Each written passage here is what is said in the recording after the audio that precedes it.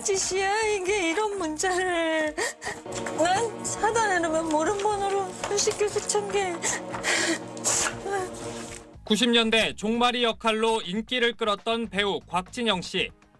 3년 전 악질적인 스토킹을 4년 동안 당한 사실이 알려졌습니다. 50대 A씨가 1원씩 1000번 넘게 곽 씨 계좌에 송금하며 협박 문구를 남기는 등 방법으로 주변을 맴돌며 끊임없이 괴롭힌 겁니다.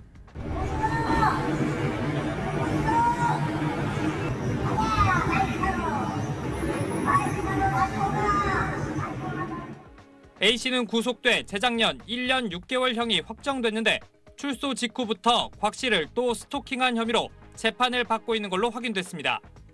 지난해 6월부터 곽 씨를 위협하는 SNS 메시지 등을 95차례나 보냈고 곽 씨의 요청으로 접근 금지 처분이 내려지자 이번엔 본인 SNS 프로필에 곽 씨 사진과 함께 협박 문구를 게시하는 등 모두 132차례 스토킹 행위를 했다고 검찰은 판단했습니다. 끝이 없어요, 끝이. 한 번 갔다 왔잖아요. 갑자기 나타나서 또 계속 반복되잖아요. 구치소에 한 달간 유치되고 석 달간 전자발찌를 차기도 했지만 지금은 자유의 몸입니다. 곽 씨 측 호소에도 경찰과 검찰 모두 재범인 A씨에 대해 구속 시도조차 하지 않았기 때문입니다. 극도의 불안감과 고통은 피해자의 몫입니다. 이렇게 악질이 적일 수가 없어요. 나는 당연히 이번에도 구속이 될 줄 알았어요. 왜 정말 살인이 나야 그때 사람들이 그걸 인식을 하나 봐요. 깜빵 가야 되는데. SBS 취재진이 불구속 이유를 묻자 경찰은 공식 입장을 내지 않았고 검찰은 범행수법 등 재반 사정을 종합한 결정이라고 밝혔는데 A씨가 곽 씨를 직접 찾아가진 않은 점 등을 고려한 걸로 전해졌습니다. 직접적으로 찾아오지 않았으면 그렇게 피해를 주지 않았으면 반나절한 식으로 얘기하셨어요. 더 직접적인 게 어딨어요. 112 신고한 게. 피해를 보고 있다고 얘기하는 거 아닌가요? 지난 10월 곽 씨에 대한 별도 명예훼손 재판에서 벌금형이 확정된 A씨는 스토킹 혐의를 부인하는 걸로 알려졌습니다. 이 사건을 취재한 사회부 안희재 기자 나와 있습니다. 자, 안 기자. 피의자가 재범인데도 구속영장 청구조차 하지 않았다는 부분이 참 답답한데요. 이 스토킹이 강력범죄로 이어지는 경우를 우리 사회가 꽤 경험하지 않았습니까? 네, 당장 검색만 해보셔도 비극적인 사건들 쏟아집니다. 지난 여름에는 스토킹하던 여성에게 흉기를 휘둘러서 중상을 입히거나 숨지게 한 사건이 불과 나흘 새 3건이나 발생을 했습니다. 스토킹 범죄는 중독성이 강해서 방치할 경우에 강력범죄로 이어지기 쉽다는 점 저희도 뉴스를 통해 여러 차례 전해드렸는데요. 네. 곽진영 씨가 이번 취재에 응한 이유도 여기에 있습니다. 법의 심판을 받았는데도 또 같은 범행을 저지르는 가해자에 대해서 단순히 물리적 접근 여부만 따지는 걸 넘어서서 추가 피해를 막으려는 수사기관의 적극적인 태도가 보다 필요하다는 겁니다. 누범 기간 안에 같은 피해자에게 재범하였고 보복 범죄의 성격이 있었고 어떤 상황이 다시 발생할 수 있을지 모르기 때문에 더 엄정한 법 적용을 했으면 하는. 그리고 이번 사건을 보면 여전히 가해자와 피해자 분리가 안 되고 있네요. 네, 이 스토킹 범죄 근절을 위해서 가장 중요한 게 이 가해자와 피해자 격리입니다. 근데 그게 지켜지지 않는 경우들이 많아서 문제입니다. 격리의 가장 정법 부분 구속하는 겁니다. 예, 구속영장 기각을 주저하지 마시고 예, 적극적으로 하시기 바랍니다. 예, 알겠습니다. 4년 전에 스토킹 처벌법 시행 첫 해 7.7%였던 경찰의 구속영장 신청률이 지금은 4.75%에 불과합니다. 이 도주와 증거인멸 우려 이 두 가지만 구속 요건에 해당하기 때문에 실제 구속으로 이어지기까지 쉽지 않다는 게 제가 만난 수사기관 관계자들의 이야기입니다.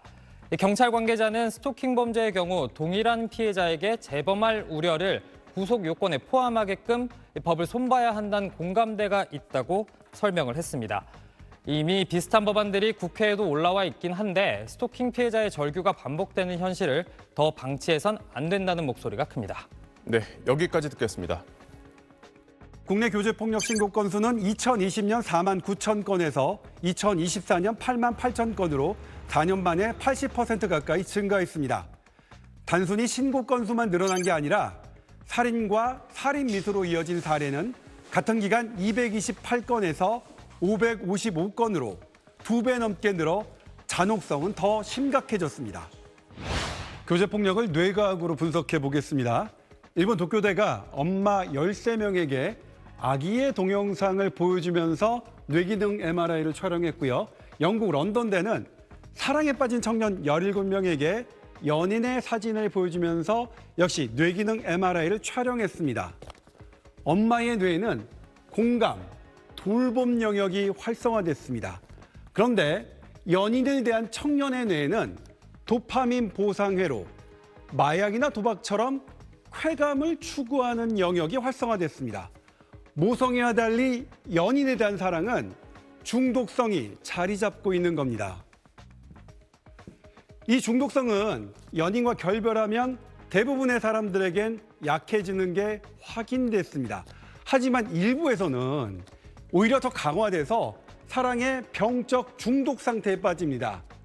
이렇게 되면 마약 중독자의 뇌처럼 변하는데 마약을 얻기 위해 물불 안 가리는 것처럼 연인에 대한 쾌감을 추구하기 위해 스토킹과 폭력도 서슴지 않게 되는 겁니다. 그런데 이때 피해자가 괴로워하면 그걸 쾌감으로 느낍니다. 스스로 교정되기 어렵습니다. 최근 이탈리아 연구팀이 대학생 300여 명을 대상으로 교제폭력의 심리 상태를 분석한 건데요. 이게 복잡해 보이지만 간단하게 말하면 사랑의 병적 중독 상태의 핵심은 두려움형 집착입니다. 이걸 쉽게 얘기하면 겁쟁이의 질척거림입니다. 3대 전조 증세가 있는데요. 누가 보더라도 과도하게 연락합니다. 또 연애하느라 학업, 일, 가족 관계가 죄다 무너지는 관계 불균형이 있고요. 그리고 연인에 대한 극단적으로 의존합니다. 학계가 제시한 예방법 살펴보겠습니다. 가장 중요한 예방 개념은 경계 설정인데 연인이 싫다고 하는 것을 경계선으로 설정하고 자꾸 강요해서 그 선을 넘으려고 한다면 전문적인 상담을 받아야 합니다. 피해자 입장에서는 더 단호하고 신속한 대처가 필요합니다. 이별하면 죽거나 죽이겠다.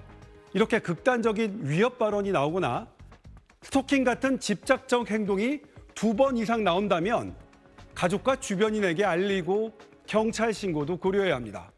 무엇보다 교제폭력은 우리 사회가 단호히 대응해야 할 병적 중독이고 범죄라는 분명한 인식이 필요합니다. SBS 개건 기자 조동찬입니다.